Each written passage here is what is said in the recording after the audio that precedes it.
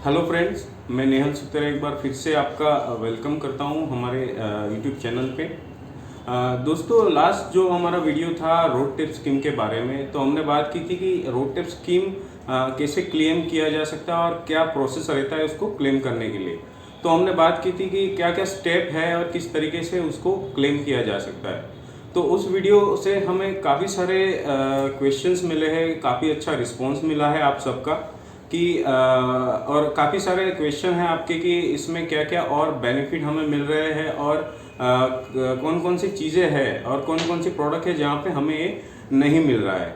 तो दोस्तों, आज हम ये वीडियो बना रहे हैं आपको इन्फॉर्मेशन देने के लिए, जो भी क्वेश्चंस है वो हर एक क्वेश्चन आंसर के लिए। तो सबसे पहले शुरू करने से पहले मैं आपको बता दूं कि एग्जैक्टली रोड टेप स्कीम है क्या। दोस्तों, जैसे कि MEIS था, MEIS हमें मिलता था, हमारा जो FOB वैल्यू था, FOB वैल्यू पे हम उसको क्लेम करते थे। रोड टेप स्कीम जो है वो है रेमिशन of duties and taxes on exported product. तो इसके अंडर में आपको जो भी आप मैन्युफैक्चरर कर रहे हो प्रोडक्ट, उसके ऊपर आपको जो अलग अलग डिफरेंट टैक्सेस लग रहे हैं, जैसे कि इनडायरेक्ट टैक्सेस लगते हैं हमें। तो रोड टेप के अंदर टोटल मिला के 27 एलिमेंट्स है जिसके अंदर में आपको बेनिफिट मिल रहा है। और मैं आपको एक क्लियर बता दूं कि MEIS और रोड टेप स्कीम दोनों डिफरेंट है और दोनों के अंदर में जो बेनिफिट मिल रहा है वो भी डिफरेंट है। तो सबसे पहले बात करेंगे, सबसे पहला क्वेश्चन है क्या MEIS और रोड टेप स्कीम दोनों सिमिलर है या कोई डिफरेंस है। तो दोस्तों, बता दूं कि MEIS स्कीम जो है वो हमें मिलता था, जैसे कि आप ड्रॉबैक स्कीम है और अलग अलग स्कीम के अंडर में आप बेनिफिट लेते थे, फिर भी आपको MEIS दिया जाता था। और जबकि मैं बात करूं रोड टेप स्कीम के बारे में, तो इसके अंदर आपको जो अलग अलग टैक्सेस लगते हैं, जैसे कि मंडी टैक्स हो गया, फिर आपको एक्साइज हो गया, तो ये सारे जो टैक्सेस आप पे कर रहे हैं, आप जो भी मैन्युफैक्चरिंग कर रहे हैं अपने प्रोडक्ट को, तो उसके ऊपर आपको इसका बेनिफिट मिले। दूसरा है कि क्या WTO के नॉर्म्स के हिसाब से कंप्लाइंट है कि नहीं है। तो MEIS स्कीम इसीलिए बंद किया गया दोस्तों कि MEIS स्कीम WTO के नॉर्म्स के हिसाब से नहीं था और इसकी जगह पे रोड टेप स्कीम इम्प्लीमेंट किया गया। और road tape scheme totally WTO के नॉर्म्स के हिसाब से। इससे बेनिफिट ये रहेगा कि मार्केट के अंदर जो भी कॉम्पिटिटिवनेस चल रहा है इंटरनेशनल मार्केट में, इसमें आपको बेनिफिट मिलेगा और आप इजीली आपके गुड्स को यहाँ से एक्सपोर्ट कर सकते हो और आपको जो भी कॉस्टिंग आपको हो रहा है वो कॉस्टिंग में भी आपको बेनिफिट मिलेगा। आगे बढ़ते हैं दोस्तों, जैसे कि एक और क्वेश्चन आया था कि सर इसका मोड ऑफ इश्यूएंस क्या रहेगा, इसको कैसे इश्यू किया जाता है।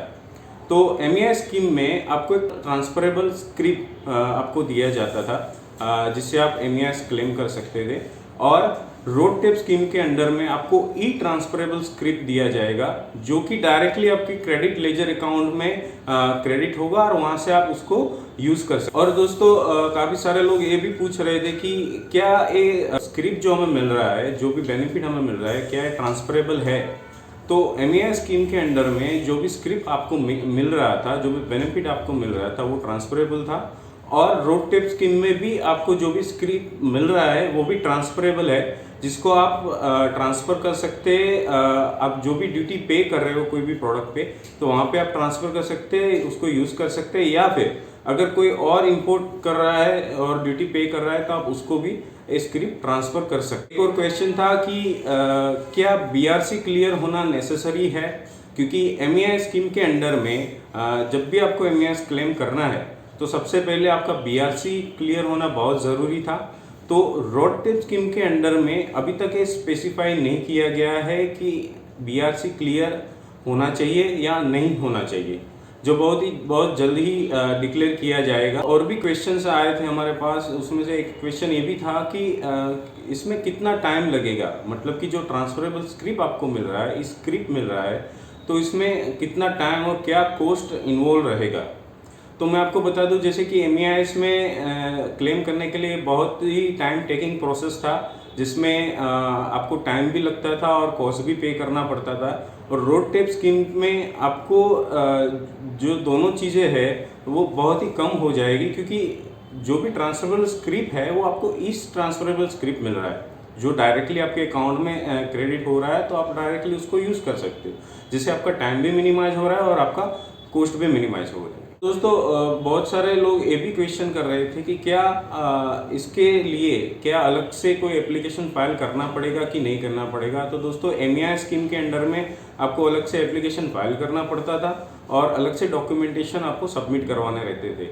रोड टैप स्कीम के अंडर में आपको सिर्फ आपके शिपिंग बिल में, जब आप एक्सपोर्ट कर रहे हो तो शिपिंग बिल में आपको मेंशन करवाना है कि आपको रोड टैप स्कीम के अंडर में आपको बेनिफिट क्लेम करना है कि नहीं करना है, और इसके अलावा एक अलग से डिक्लेरेशन है जो आपको देना रहेगा। जो अभी तक सबको पता है कि रोड टैप स्कीम को कैसे अवेल करना है और क्या क्या प्रोसेस है, लेकिन सबसे पहले अगर आपको रोड टैप स्कीम अवेल करना है तो आपके पास आइस गेट पे आपका IC से आपके पास लेज़र होना बहुत ज़रूरी है।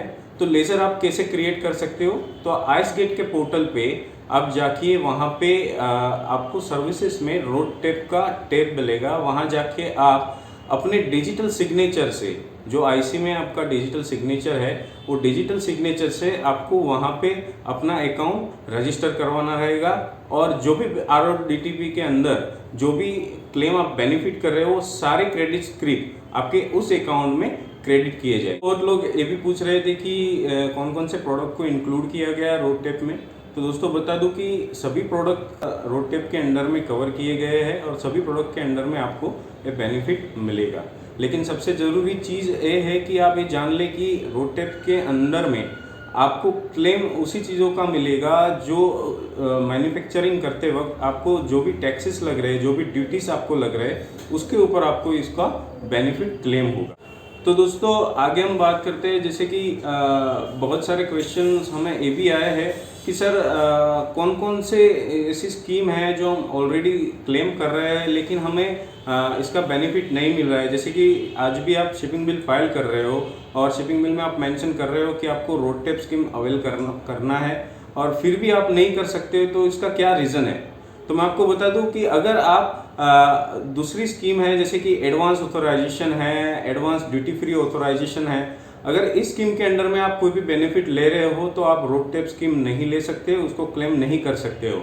इसका रीज़न ये है कि आप ऑलरेडी स्कीम के अंडर में आप ड्यूटी बेनिफिट ऑलरेडी क्लेम कर रहे हो, तो रोड टैप स्कीम आपको नहीं मिलेगा। और जैसे कि आगे बात करते हैं कि और कौन है जो इसका बेनिफिट नहीं ले सकता है, तो सबसे पहले बता दूं कि EOUs जिसको बोलते हैं एक्सपोर्ट ओरिएंटेड यूनिट स्कीम्स, अगर ये स्कीम का बेनिफिट भी आप ले रहे हो तो इसके अंडर में भी आप रोड टैप स्कीम को अलग से फाइल नहीं कर सकते और उसके अंडर में आप कोई भी क्लेम इसमें नहीं कर सकते। और दोस्तों अगर आप ड्रॉबैक के अंडर में बेनिफिट ले रहे हो, हर एक प्रोडक्ट जो आप एक्सपोर्ट कर रहे हो उसमें ड्रॉबैक बेनिफिट ले रहे हो, तो मैं आपको बता दूं कि इसमें भी पॉसिबिलिटीज़ है। अगर आपका ड्रॉबैक किसी भी कारणों से अगर वो सस्पेंड होता है तो आपका रोड टैप स्कीम भी सस्पेंड हो जाएगा और आपको कोई भी क्लेम वहाँ पे नहीं मिलेगा। अगर आपको ड्रॉबैक भी लेना है और रोड टैप स्कीम भी लेना है तो मैं आपको बता दूं कि आप जो भी ड्रॉबैक ले रहे हो उसको हर एक 6 महीने में आपको फाइल करना रहेगा, उसका रिटर्न फाइल करना रहेगा। अगर वो आप नहीं कर रहे हैं तो आप अभी से स्टार्ट कर सकते हो। 1 जनवरी से लेके जून तक और जून से लेके दिसंबर तक, ये 6 महीनों में आप इसको फाइल कर सकते हो, जिससे आपको हर एक क्लेम जो है आपका ड्रॉबैक हो या फिर आपका रोड टैप हो वो आपको इजीली अवेलेबल हो सके और आपको बेनिफिट अवेलेबल हो। तो दोस्तों जितनी भी क्वेरीज हमें मिली थी वो सारी क्वेरीज के लिए हमने सारे आंसर्स हमने यहाँ पे डाले हैं। अगर आपको लगता है और कोई भी क्वेश्चन है तो आप हमें कांटेक्ट कर सकते हैं या फिर आप डायरेक्टली कमेंट में कमेंट कर सकते हैं। हम डायरेक्टली आपको जो भी आपकी क्वेरीज रहेगी हम ट्राई करेंगे आपकी हर एक क्वेरीज को सॉल्व करने के लिए। थैंक यू, धन्यवाद।